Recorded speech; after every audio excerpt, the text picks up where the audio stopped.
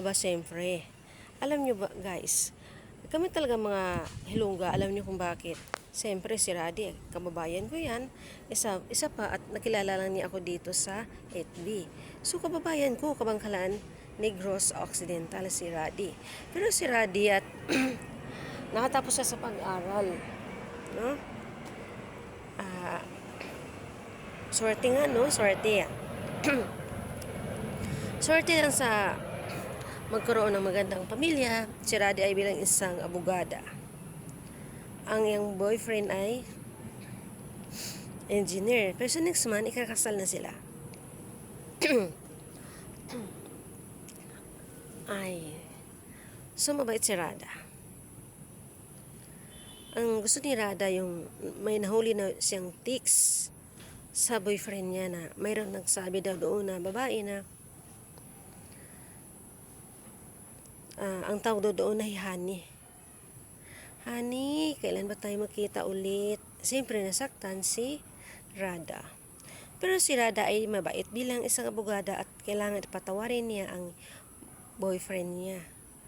Pero nagsorry naman ang boyfriend na at hindi na siya ulit kasi nagjujuk naman daw.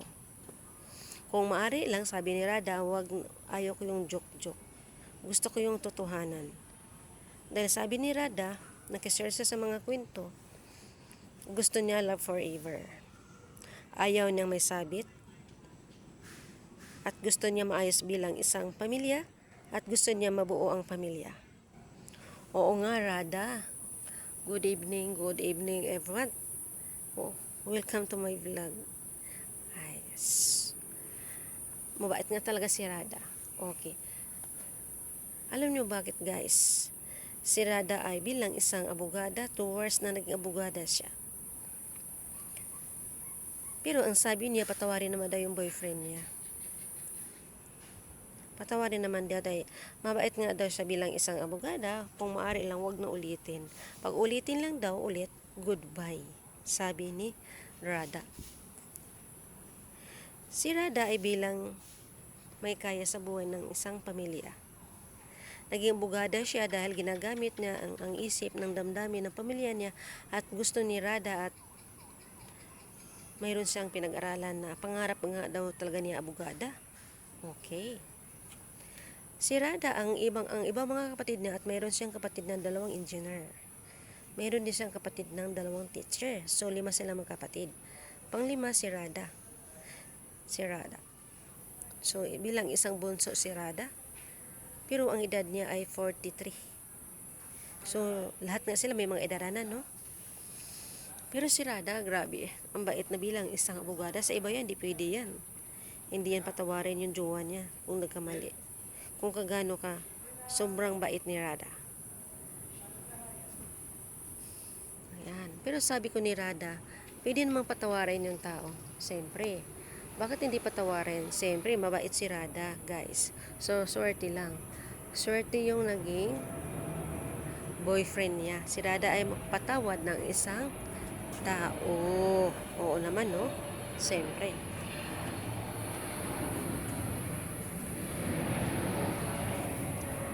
Alam niyo guys kung bakit si Rada ay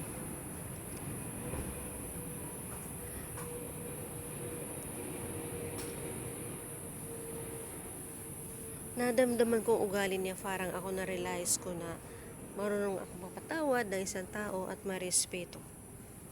Yon. Dapat lang, no? Siyempre. Ganyan di ako guys. Nakashare ako sa mga kwento pero sa totoo, marunong ako magpatawad ng isang tao para sa akin.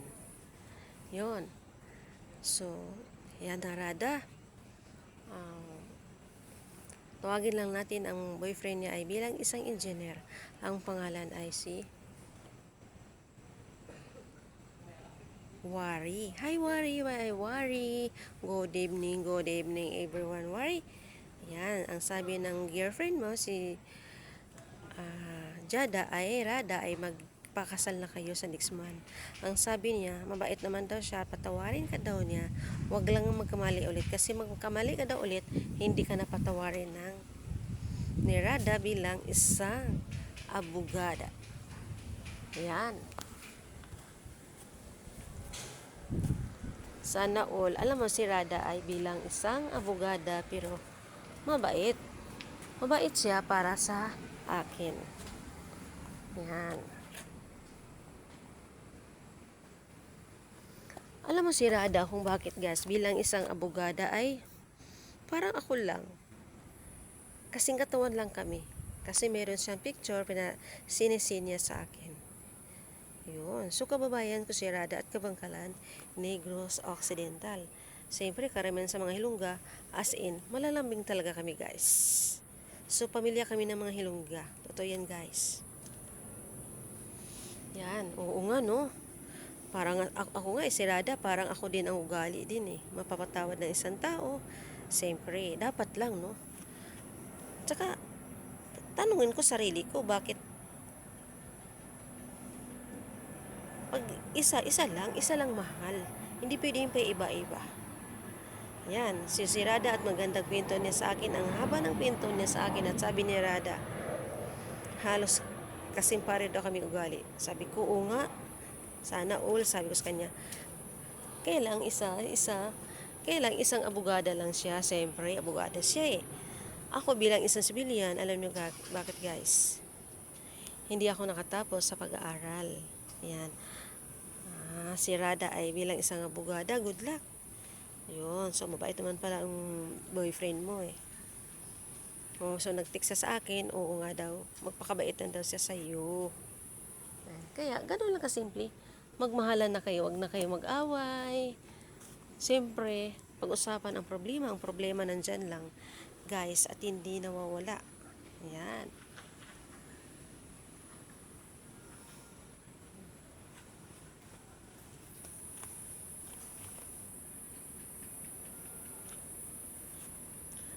Good evening everyone guys. So dapat dyan, mamita, good evening. Yan, kung kagano yan ang mabait sa akin at lagi kaming nagtitext o kwentuhan at nakikilig siya sa busis ko at narinigan yung aking awitin na usok. Yan. Aba siyempre guys, alin kung bakit mahilig ako mag-friend bilang isang tropa o kaibigan. Pero mayroon din tropa na yung mga mustaka, parang baliwala ka lang, parang binabasura yung isang tao, parang bula na dumadaan lang sa harap, parang bula na walang pakialam. Na, 'di ba? Alam niyo guys kung bakit. Pat mayroong mag-message sa inyo, mag-reply kayo. Pangit naman yung guys, yung mabait ka lang sa harap, sa pagkatalikod, wala na, 'di ba? Parang pangit isipin guys, sa totoo lang. Pangit isipin yung mabait ka lang sa harap, pag sa likod, wala na. Parang bula ka lang dumaan sa harap ko. Diba? Kahit sabihin mo na bilang isang edukado. Diba? Hindi lahat edukado mabait guys. Sa totoo lang. Kasi napapansin kong iba yung parang insulto, mainit ang ulo, nakasumangot, diba? Oo, pero sana matindihan ninyo guys. Bilang isang babae, kailangan marunong din kayo makisama sa mga jowa nyo. Huwag kayong maging taray. Kahit sabihin ng mga edukado kayo, magrespeto din kayo bawat isa. Yan lang. Maraming salamat, Rada, bilang isang abogada. Yan.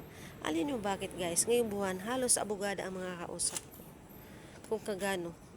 Kung nagugustuhan nila yung aking video, siyempre, pag sino maghingi ng payo, kailangan ko bigyan ng magandang payo.